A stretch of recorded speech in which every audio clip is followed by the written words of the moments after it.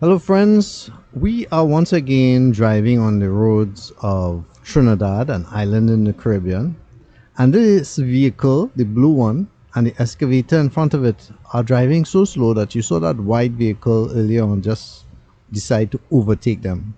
And I can't blame him because, wow, this is really snail's pace, but I'm going to be turning left in a moment, so I figured I would just wait it out. But what caught my eye is that this person on the left turned around to actually watch that excavator. And I was thinking, what's the big deal about watching an excavator? But now you're going to see why. The excavator is actually towing that blue vehicle. And he's using some sort of tether. I don't know what it is, a rope or some kind of strap, something like that.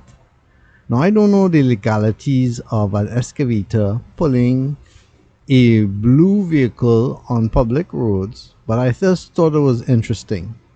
Look at how the wheel almost entangles itself on that strap as it turns.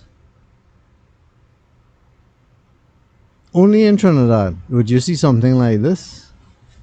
Trinidad never seems to be lacking of drama or something unusual. And I mean, it's not like I planned this. A lot of people think I plan a lot of my videos. No, this is just me having the camera on all the time, and therefore I pick up things that I see on the roads. So as we wait for the light to turn green and move on, luckily that excavator and the blue vehicle drift to the left, which is a good thing.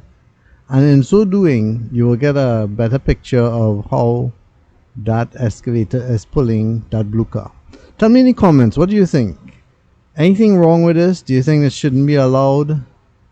Have you seen anything like that before? Let me know in the comments area. Thanks for watching.